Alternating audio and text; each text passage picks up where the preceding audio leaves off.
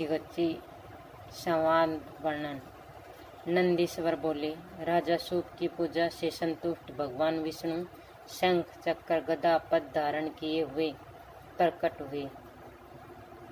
पीताम्बरधारी भगवान का दर्शन करके सूत जी स्तुति करने लगे। तुम आदिदेव हो, अनादि हो, प्रकृति भी तुम ही हो। तुम्हारे द्वारा ही ब्रह्मा और रुद्र प्रकट होते हैं। तुम ही साक्षात विष्णु हो। सनन तत्व तन्मात्र आदि आप में ही स्थित हैं। हे विष्णु जी, आपको नमस्कार है।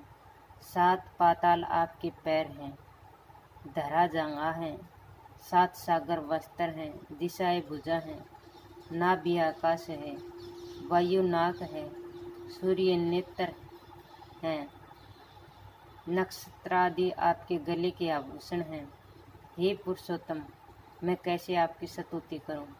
शैलादि बोले, इस प्रकार सब पापों के नाश करने वाले विष्णु के इस स्तोत्र को जो श्रद्धा भक्ति से सुनता है वह विष्णु लोक को जाता है। राजा सूप बोले, धर्मवेता दिग्गज नाम का प्रसिद्ध ब्राह्मण मेरा मित्र था। वह शंकर के अर्चन में तत्पर है। इससे सबका अवैध है।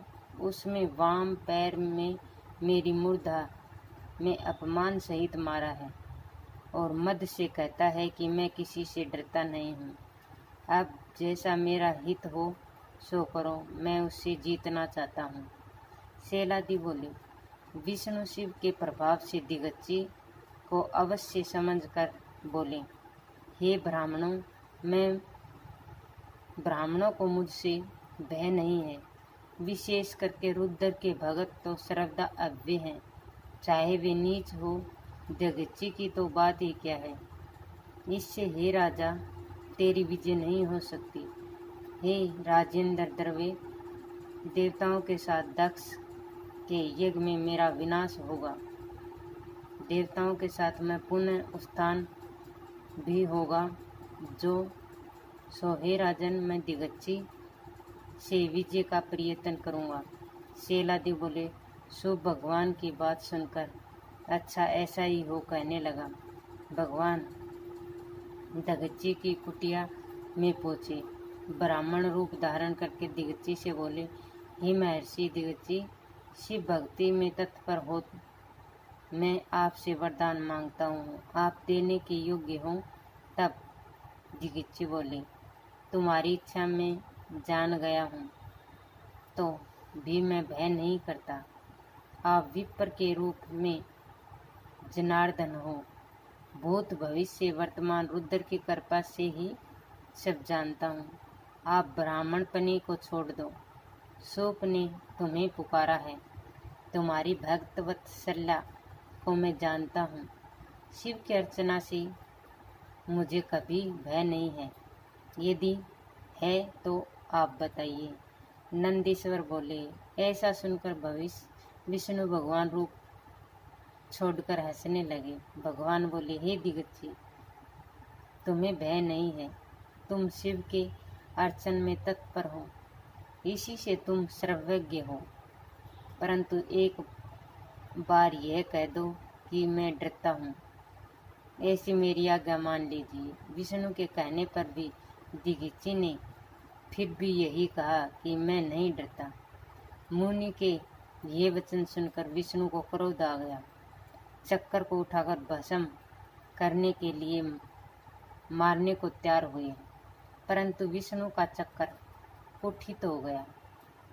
तब दिग्गज ने हंसकर बोले, हे भगवान, अति दारुण यह सुदर्शन चक्र जो आपको प्रयत्न से प्राप्त हुआ है वह शिव का ही है, इसलिए तुम मुझे नहीं मार सकता। ब्रह्मास्त्र आदि से भी मारने का प्रयत्न करो। शैलादि बोले। उनकी बातें को सुनकर विष्णु ने सब प्रकार के अस्त्र उन पर चलाए तथा सभी देवता विष्णु की सहायता करते रहे। दिग्गज कुशाओं की मुष्टि लेकर शंकर जी का स्मरण कर कर सब देव को कुशा फेंकने लगे। उनके सब अस्त्र व्यर्थ हो गए। देवता सब भाग गए। विष्णु ने अपने शरीर से लाखों दिव्य गण उत्पन्न किए, परंतु मुनीश्वर उसे दग्ध कर देता। तब विष्णु भगवान में करोड़ों देवताओं, करोड़ों रुद्र, करोड़ों ब्राह्मण आदि मुनीश्वर ने देखे। उन्हें देखकर दिग्गज बड़े विषम को प्राप्त हुआ, और तब दिग्गज उनको इस प्रकार देखकर बोले, हे प्रभु, इस माया को छोड़ दो। आप मेरे शरीर में ही अपने सहित समस्त ब्रह्मांड को देखो। मैं तुम्हें दिव्य चक्षु देता हूँ, परंतु इस माया से क्या, इसको छोड़ो, प्रयत्न पूर्वक मुझसे युद्ध करो। उनके ऐसे वचन सुनकर और अद्भुत महात्म को देखकर देवता सब भाग गए। नारायण को इस प्रकार की नीचेष्ट देखकर पदयोनि ब्रह्मांडी कारण करने लगे। तब विष्णु मुनिवर को प्रणाम करके वहां से चले गए।